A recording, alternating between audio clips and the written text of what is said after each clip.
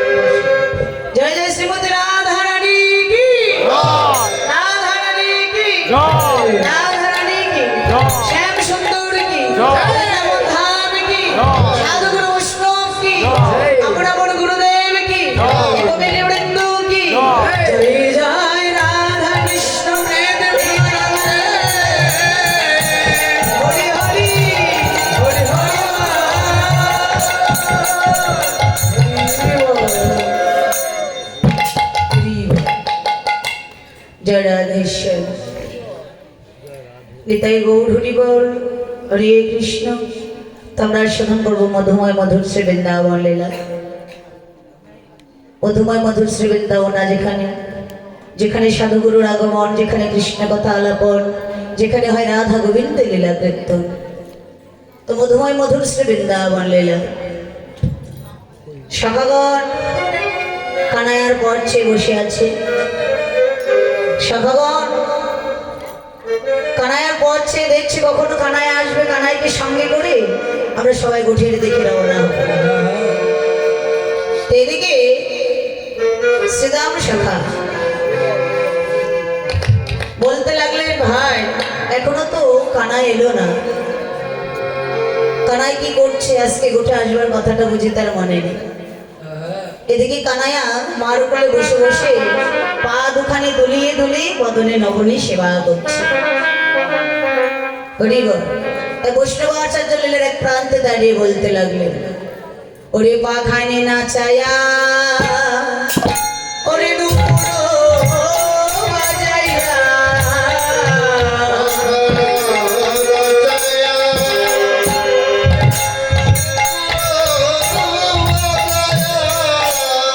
ওরে বসিয়া মায়ের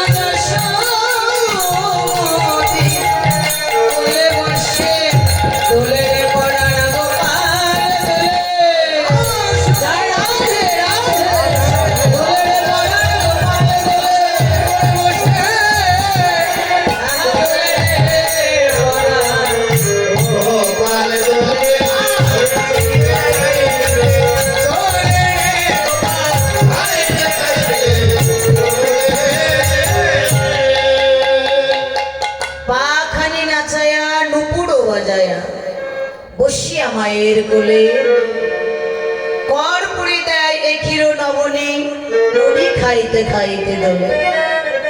গোপাল কি করছে? মা যশোমতীর কোলে বসে পা দুখানা দুলিয়ে দুলিয়ে বদনে নবনী সেবা করছে। এদিকে সখাগণ তার পথ চেয়ে বসে আছে। কিন্তু মা, এই যে গোপাল সেবা, ভগবানের সেবা, এটা কি সবাই দিতে পারে? সবাই দেয়, কিন্তু দেওয়ার মতো কয়জন দেয় বাবা? হরি বল। ভগবানকে শুধু সেবা দিলেই হবে না, সেই সেবাটায় যদি ভাব না থাকে, ভক্তি না থাকে, সেই সেবা কিন্তু ভগবান কখনো গ্রহণ করে না বাবা। সেই কুরুক্ষেত্রের যুদ্ধের আগে ভগবান শ্রীকৃষ্ণ তো সেই দুর্যোধনের গৃহে গিয়েছিল, তাই ভগবানকে কিন্তু অনেক আপ্যায়নও করেছিল, কিন্তু ভগবান কি সেবা করেছিল? কেন করেছিল না? তার আজ ঐশ্বর্যের অহংকার অন্তরে ছিল, তাই করেছিল না। তো সেই সেবাটা এসে কোথায় করলে? কাঙাল বিদুরের ঘরে। সেই বিদুরের ঘরে এসে ভগবান আতিথ্য গ্রহণ করবে। তোমার সেবা দেওয়ার মতো দেওয়া না হলে ভগবান সেবা কখনো গ্রহণ করে না। হরিবল। তো এই জগতে একজন ধনী ব্যক্তি, যার অর্থ সম্পত্তির অভাব নেই, সে কি করেছে? তার বাড়িতে গোপাল সেবার জন্য একটা গাভী রেখে দিয়েছে। এটা শুধু গাভী দহন করে আমার গোপালের সেবা হবে। তো নিত্যদিন তাই করেন। সকালবেলা উঠে চান সেরে আমার ভগবানের সেবার জন্য গাভীটা দহন করে আমার ভগবানকে, ভগবান যেটা যেটা ভালোবাসে, ক্ষীর, সর, রবণী, ছানা, মাখন, এগুলো তৈরি করে থালাটা ভরে ভগবানের সামনে নিয়ে গিয়ে বলে, প্রভু তুমি সেবা করো। কিন্তু মা, সেবাটা যে দিলেন সেখানে ভাব থাকতে হবে না? হৃদয়ে প্রেম ভক্তি না থাকলে সেটা কি ভগবান গ্রহণ করে? তো ভক্তগণ বললেন, প্রভু এই জগতে যার ঘরে গাভী আছে শুধু কি তারাই সেবা দিতে পারবে? আর এই জগতে যাদের ঘরে গাভী নেই তারা কি সেবা দিতে পারবে না? বললেন এই জগতে যাদের ঘরে গাভী নেই তারা ভগবানের সেবা দিতে পারবে। তারা কি দিয়ে দিবে জানো? এই জগতে যার কিছুই নেই, এই জগতে যার দিবার মতো কিছু নেই, সে দুটি দুটি তুলসী পাতা হারি নয়ন গঙ্গার জল দিয়ে আবার ভগবানকে যদি সেবা দিতে পারে, ভগবান সেই সেবাকে গ্রহণ করে। মা, ভগবান ওই ক্ষীর, স্বর, নবনী, আপেল, কমলা কিছু চাই না। ভগবান শুধু চায় ভক্তের ভক্তি। এই ভক্তি পেলে ভগবান ভক্তের কাছে আর কোনো কিছুই চাই না। বাবা, হৃদয়ে যদি ভক্তি না থাকে, ওই আপেল, কমলা, ক্ষীর, নবনী দিলে কি হবে? কখনো হবে না। আপনার কিছু না থাক, তুলসী পাতা দিয়ে, যদি তুলসী পাতাও না থাকে, মন তুলসী, আর যদি নয়ন গঙ্গার জল দিয়ে সেবা দিতে পারেন, ভগবান সেটাই গ্রহণ করে। মা, এই জগতে অনেকে বলে না, আজকে আমার ঘরে তো সেবা দেবার মতো কিছু নেই, আজকে থাক ভগবানের সেবা দেব না। এটা কখনো করা যাবে না। মা, আপনি দেবার কিছু নেই, মন তুলসী নয়ন জল দিয়ে ভগবানকে বলুন যে হে প্রভু, দেবার কিছু নেই, এই মন তুলসী আর নয়নের জল দিয়ে আমি তোমায় সেবা দিলাম।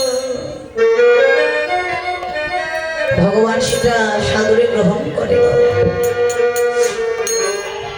তো ভগবান সে দুর্যোধনের গৃহে আতিথ্য গ্রহণ করলেন না।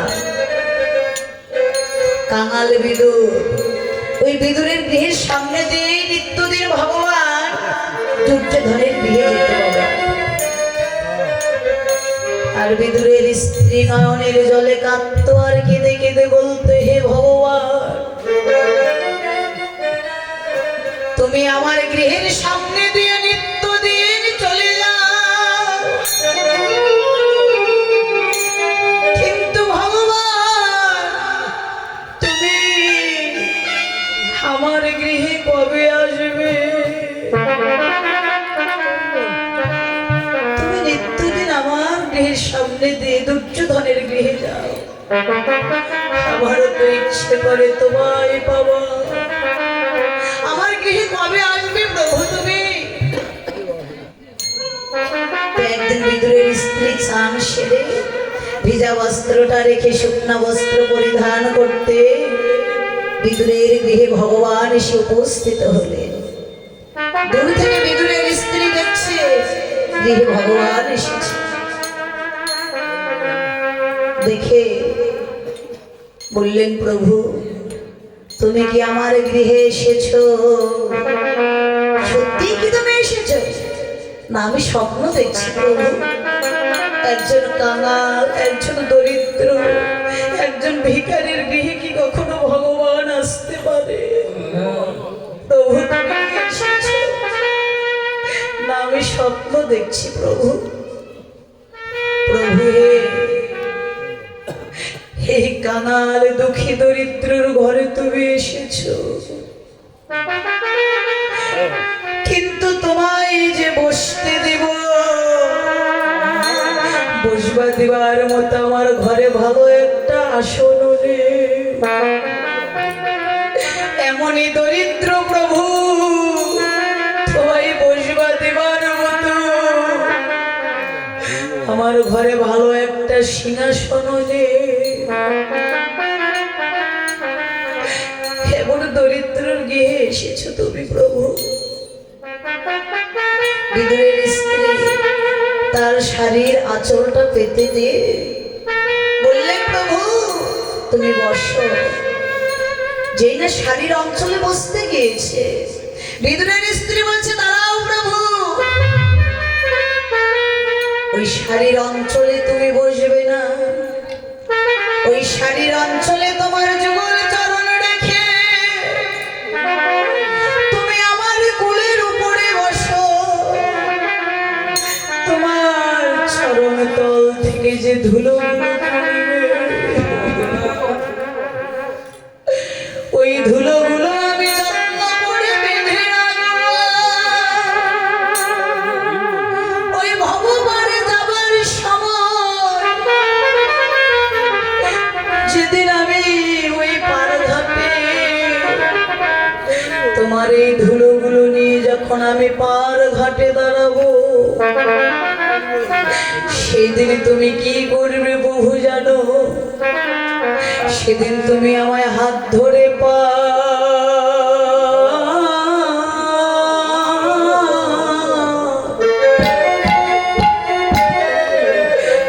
পারাময় করে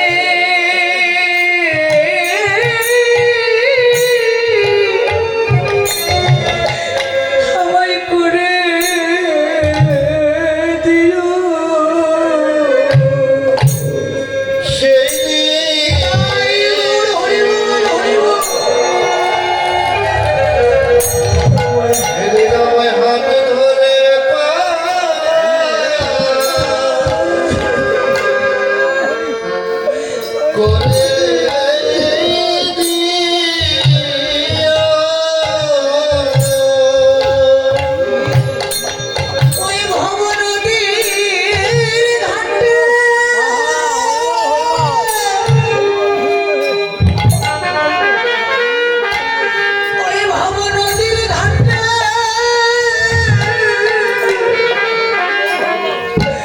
সেদিন আমি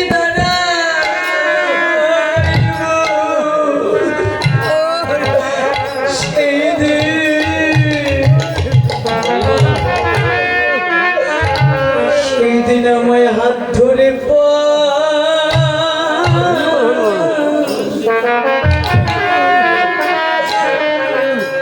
পারামাই করে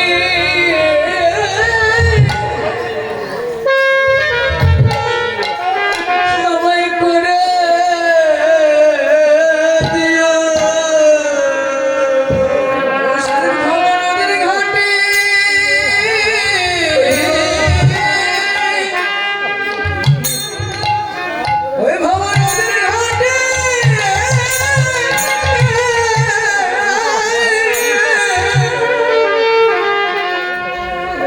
ঘাটে দাঁড়াই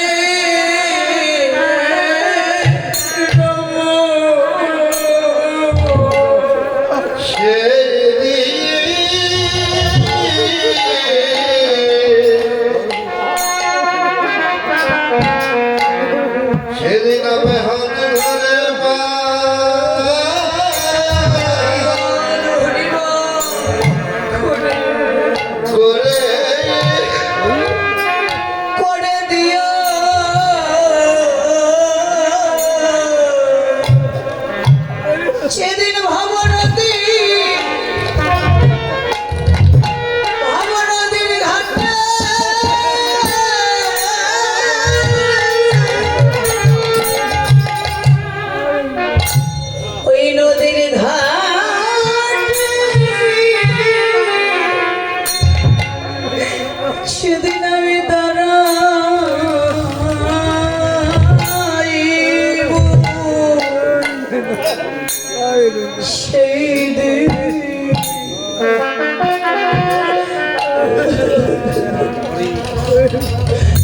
সেদিন আমায় হাত ধরে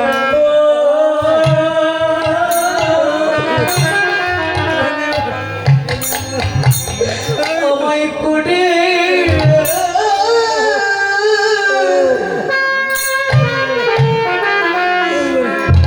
করে দিও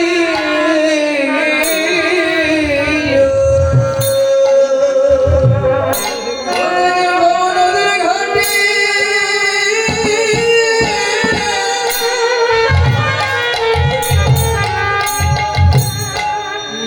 নদীর ঘাটে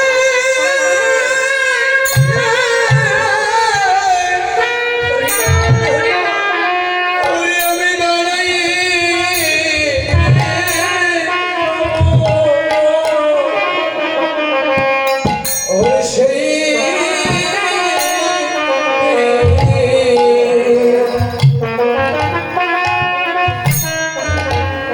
সেদিন আমার হাত ধরে পা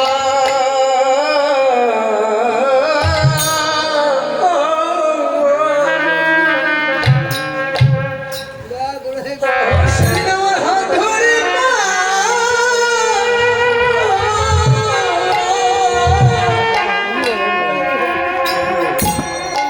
ওরে করে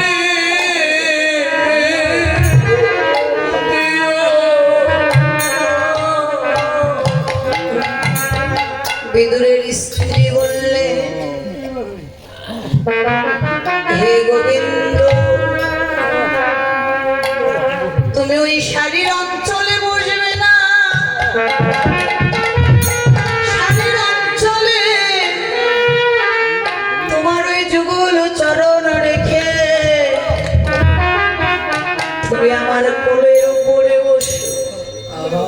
প্রভু, তোমার চরণ তল থেকে যে ধুলোগুলো পড়বে আমি যত্ন করে বেঁধে রাখবো। ওই ভবপারে যাওয়ার সময় এই ধুলি নিয়ে যখন আমি ভবপারের ঘাটে দাঁড়াবো, সেদিন তুমি আমাকে নিজে হাত ধরে পার করে দিও প্রভু।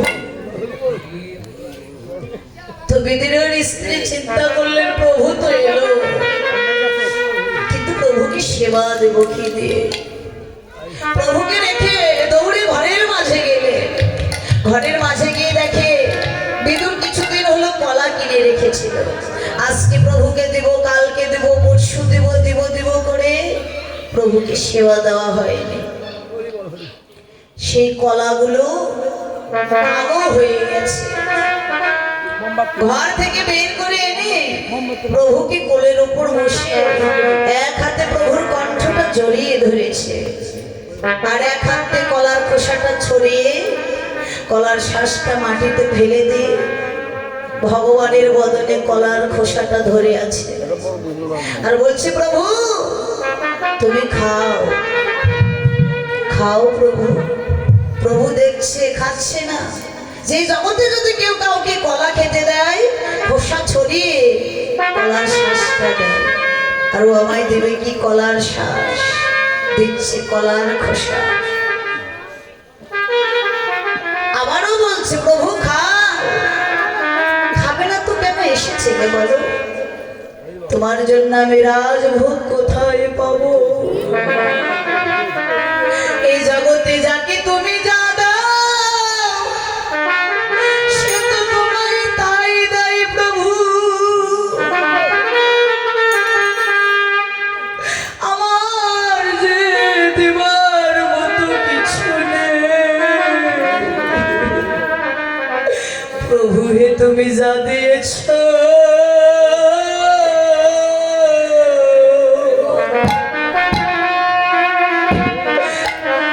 আমি তোমায় তাই দিয়েছি।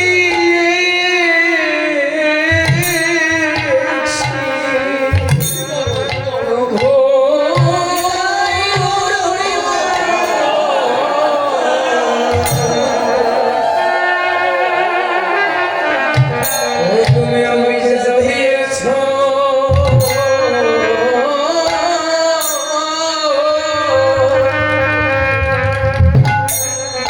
আমি তাই দিয়েছি।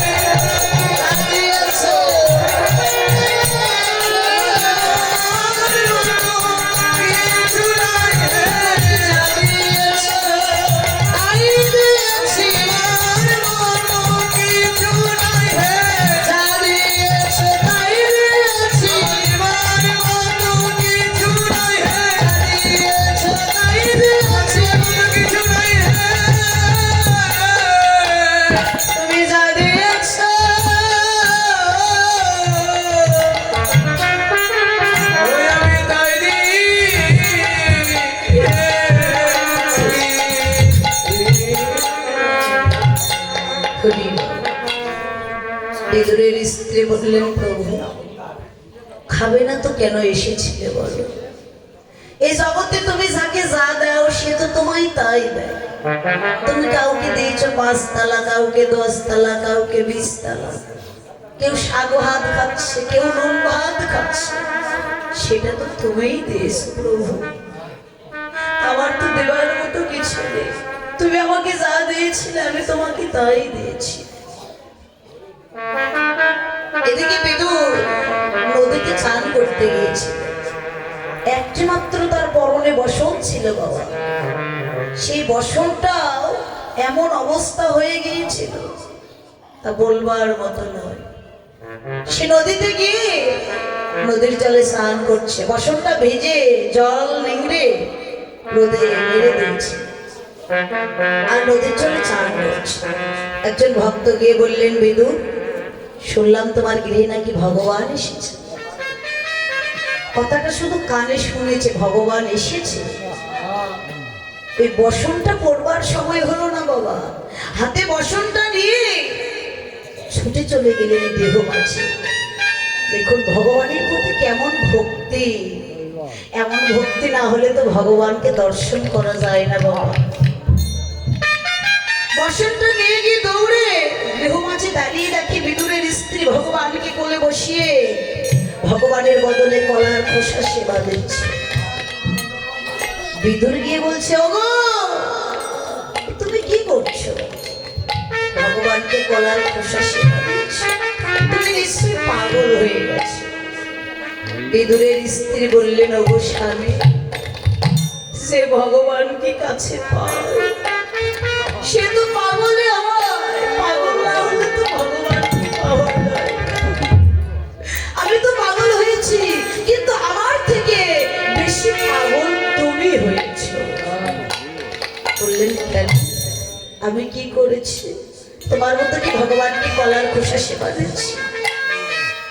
বললেন, স্বামী, ভগবান আমার কোলে বসে আছে, আমি পাগল হয়েছি, কিন্তু তুমি শুধু কানে শুনেছ ভগবান এসেছে, তাতেই তুমি বসনটা পড়বার সময় পাও। তোমার অঙ্গের থেকে চেয়ে দেখো স্বামী, তুমি কি করেছো? জ্ঞান ছিল না মা। ভগবানের প্রতি এমন অনুরাগ না হলে তো ভগবানকে পাওয়া যায় না। জ্ঞান ছিল না, বসন পড়েছে কিনা এই জ্ঞানটা তার ছিল না। চেয়ে দেখে তার পরনে বসন। আচারকে ভগবানের চরণে পড়ে গেলেন, প্রভু তুমি ক্ষমা করে দাও প্রভু, আমি ভুল করেছি, ক্ষমা করে দাও। প্রভু বললেন, বিদুরি রে, এই জগতে সবাই ডাকে আমায় মায়ার বসন উপরে, আর তুই যে আজ আমায় ডেকেছিস মায়ার বসন পরিত্যাগ করে। আমি আমার ভক্তের সঙ্গ করবার লাগি ছুটে আসি, আরে দেরি করিস না, একবার আয় আয় বিদুর আমার পক্ষে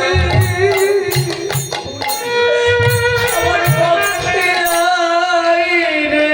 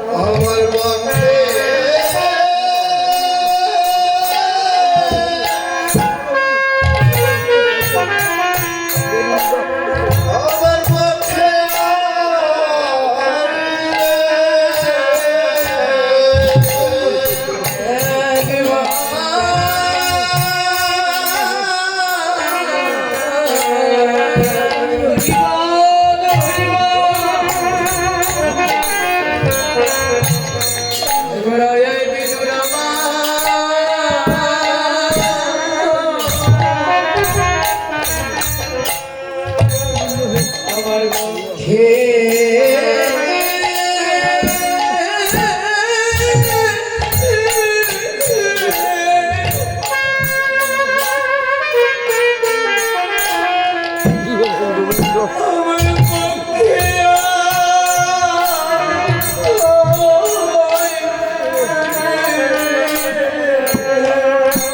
ভক্তের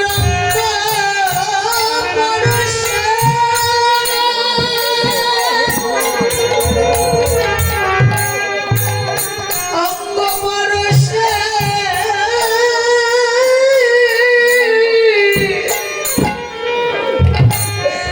আমার পরাণ শীতল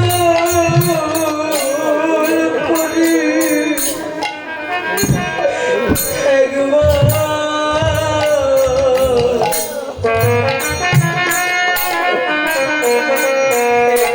আয়া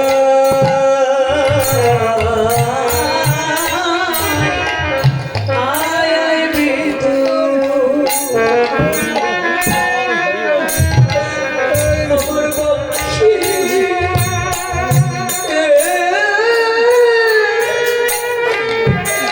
আমার পক্ষে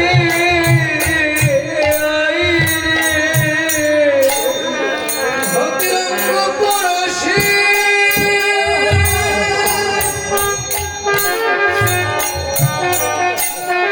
ভক্তিরঙ্গ পরশে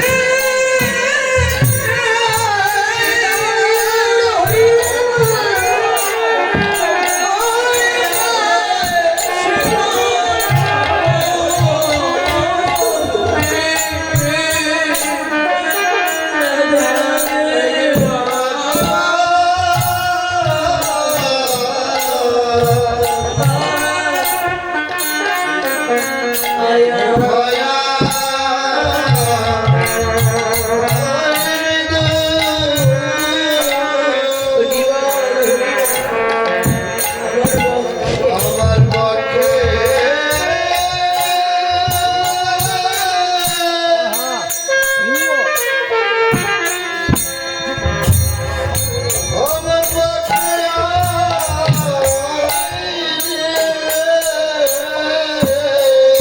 আমি ভক্ত সঙ্গ বড় বড় ভালোবাসি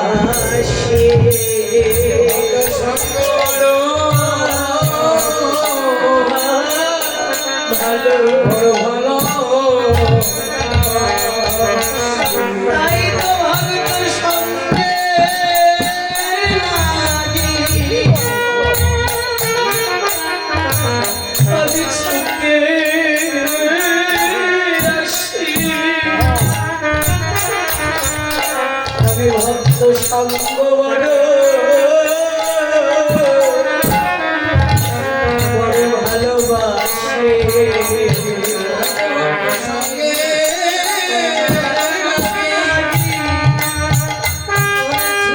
ছুটে আসি আমার ভক্ত সঙ্গ বড় ভালোবাসি তাইতে ভক্ত সঙ্গে লাগি ছুটে আসি একবার দাও হাত চরণ ধরে দাও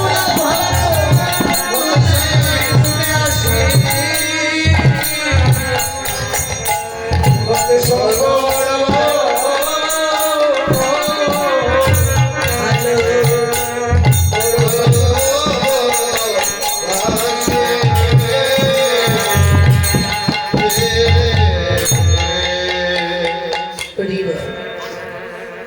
তো বিদু কোন ভক্তিতে আমার ভগবানকে লাভ করলেন বাবা? জ্ঞান শূন্য ভক্তি না। জ্ঞান শূন্য ভক্তি না হলে কখনো ভগবানকে লাভ করা যায় না বাবা। এই জগতে আমার আমার যদি অন্তরে থাকে তাহলে কি ভগবানকে পাওয়া যায়? বিদুর সেই জ্ঞান শূন্য ভক্তিরই দ্বারায় আমার ভগবানকে লাভ করলেন। তো ভগবানকে যদি কেউ লাভ করতে চায় ওই বিদুরের মতো যতক্ষণ জ্ঞান শূন্য না হবে ততক্ষণ এই জগতে আমার ভগবানকে কেউ লাভ করতে পারবে না।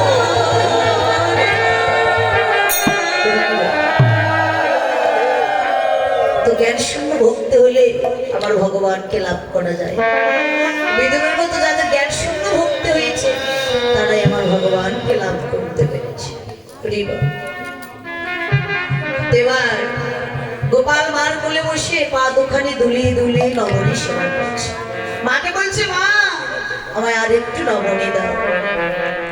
তো যশোমতী বললেন, গোপাল যখন নবনী চেয়েছে আমি গোপালকে যা বলবো তাই করবো। তো বললেন, ও গোপাল আমি তোকে বেশি করে নবনী দেবো, তুই একটি কাজ করতে পারবি? বললেন, কি কাজ মা? বললেন, দেখ তুই সারা এই ব্রজমাধে প্রতিটি জীবের প্রতিটি ঘরে ঘরে এই ব্রজবাসীদের ঘরে ঘরে তুই নৃত্য করি বেড়াস। আজকে তুই আমার আঙ্গিনার মাঝে একটু নৃত্য কর, আমি একবার নয়ন ভরে দর্শন করব। বললেন, মা নৃত্য করতে পারে একটি সত্য আছে, যদি তুমি বদনে গান গাইতে পারো আর হাতে করতালি দিতে পারো, তার তালে তালে আমি নৃত্য করবো। বললেন, ঠিক আছে তাই হবে। এবার কি করলে? মা হাতে করতালি দিয়ে গান গাইতে লাগলে আর গোপাল নৃত্য করতে লাগলেন। ও আমার নাচে রে জাদু মনে, ও আমার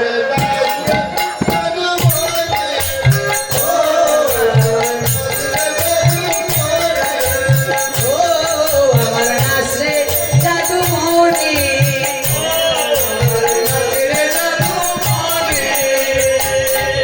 ওরে নাচিলে খাইতে দেব চির শরণী, ওরে নাচিলে খাইতে দেব চির শরণী, ওরে নাচিলে খাইতে দেব চির শরণী, নাচিলে চির শরণী, ও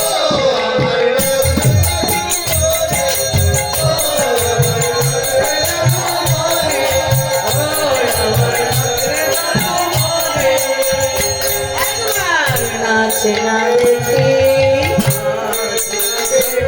একবার নাচে না দেখি, ওরে গোপাল আমার জাদু আমার নাচে না দেখি, গোপাল আমার জাদু আমার নাচে না দেখি, ও আমার নাচে জাদু মনে, ও আমার নাচে জাদু মনে, ও আমার নাচে জাদু মনে। গোপাল নেচে হাঁপিয়ে গেছে, মা আমার বড্ড ক্ষুধা পেয়েছে, নবনী দাও। গোপাল বসে নবনী সেবা করছে আর এদিকে বৈষ্ণবাচার্য বলতে লাগলেন, ওরে ব্রহ্মা পড়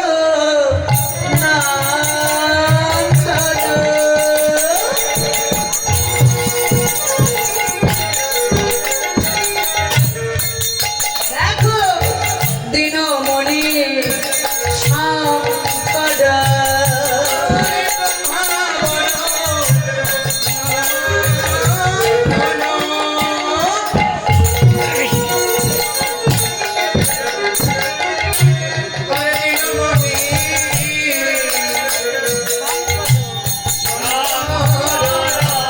ওরে যোগী যাবে হে যাবে না পার,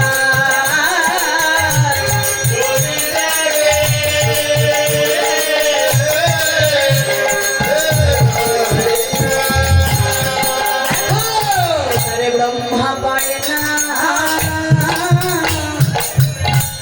ব্রহ্মা জ্ঞানে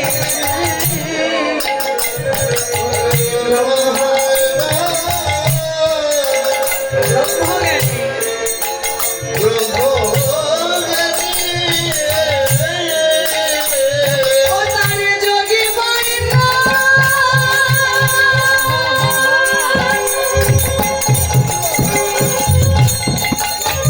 তারে যোগী পায় না, ওরে যোগ সাধনে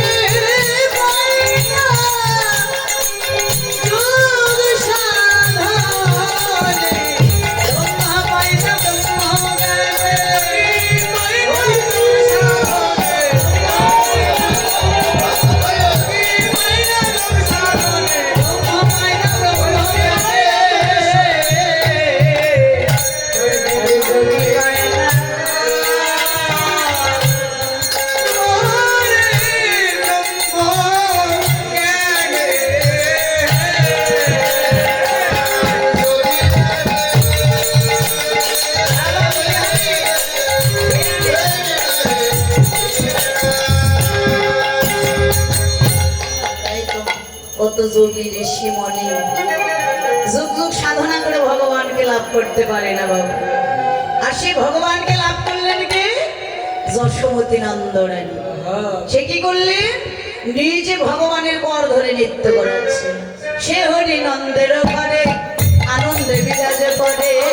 সে হরি নন্দের ঘরে আনন্দে বিরাজ করে। দেখো কর ধরে যশোদা নাচায়। দেখো কর ধরে যশোদা নাচায়। কর ধরে যশোদা নাচায়। দেখো অসীম এবার শশী হলো। অসীম এবার শশী হলো। ওটা সীমার মাঝে ধরা পড়ে অসীম এবার শশী হলো। ওরে ঘর ধরে যশোদা নাচায় রে। ঘর ধরে যশোদা নাচায় রে। ঘর ধরে যশোদা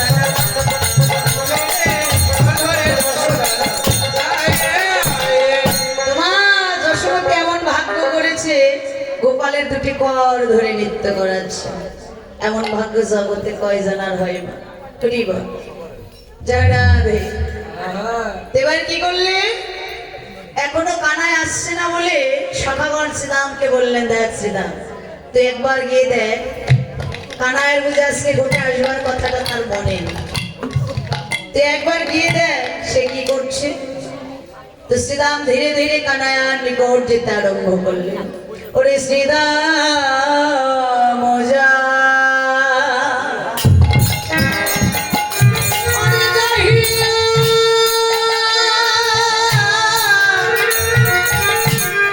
যাহিয়া কহে।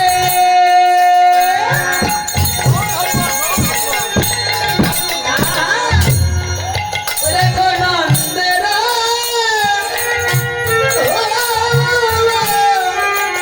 নন্দনা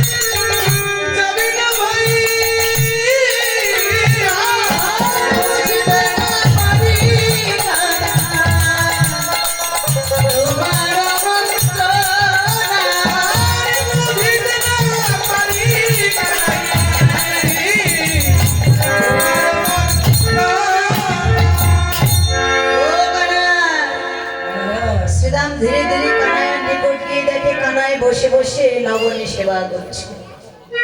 বললেন ভাই এই কানাই, আরে এই কানাই তুই এখনো বসে আছিস, উঠে যাবে না ভাই?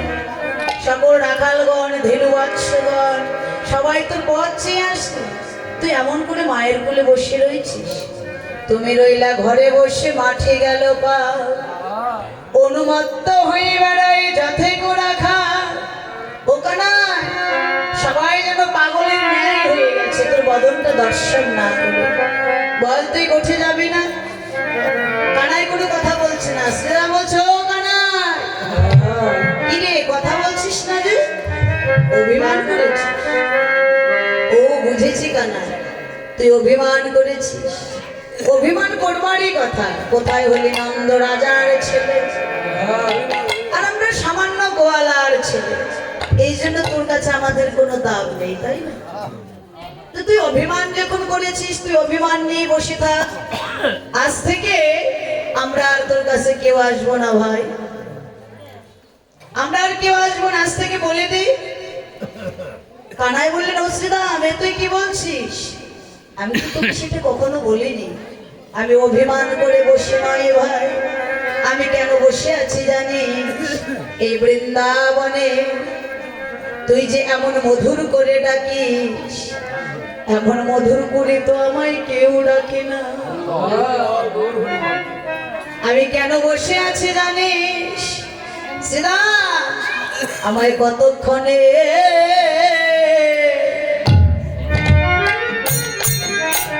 এসে ডাকবে সিদা, আমায় কত ডাকবে সিদা, এসে ডাকবে বলি ভাই কানাই ভাই কানাই বলে ভাই কতক্ষণে এসে ডাকবে সিদা। ওরে ভাই কানাই ভাই, হরিবল হরিবল, ভাই কানাই বলে কতক্ষণে কতক্ষণে এসে ডাকবে শ্রীরাম। সিদা এমন মধুর করে আমার সবাই কেউ ডাকে না ভাই। ওই আমার মধুর করে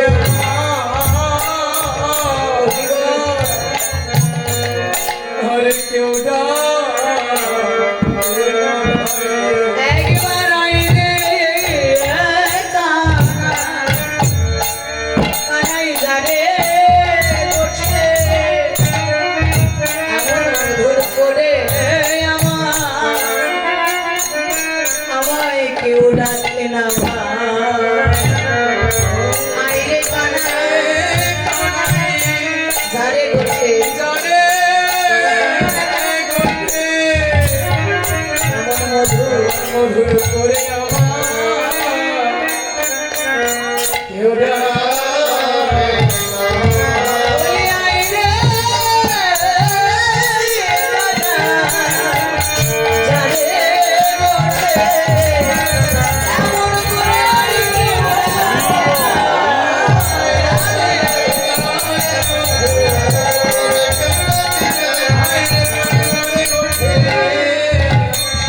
মধুর করে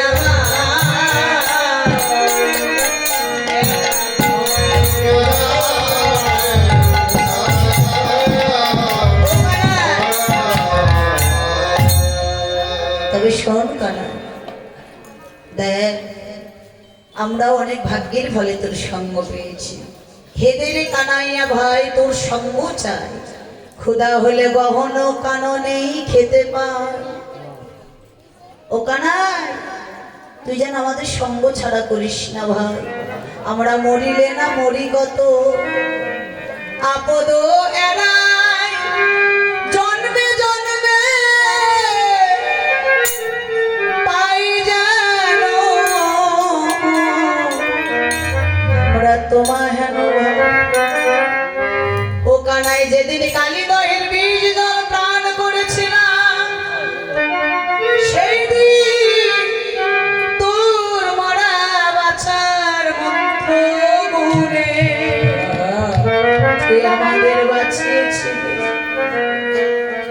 কানাইয়া তুই যদি কখনো মরে যাস তোকে আমরা কি দিয়ে বাঁচাবো?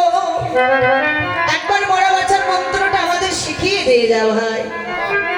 কানাই বললেন ওসিদা এই মরা বাঁচার মন্ত্র তো আমি জানি না ভাই, এই মরা বাঁচার মন্ত্র জানে আমার রাধা রানী।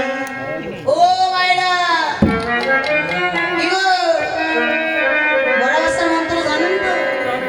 কে কে জানেন হাত তুলে দেখি। হাত তুলছে না তার মানে সবাই জানে। হরিবল জানে না তাই না? না না সবাই জানে। এই মরা বাঁচার মন্ত্র যদি না জানা হয় তাহলে আমার বাবারা নিঘাত মারা যাবে। আহা গুরু কেন ধরা হয়?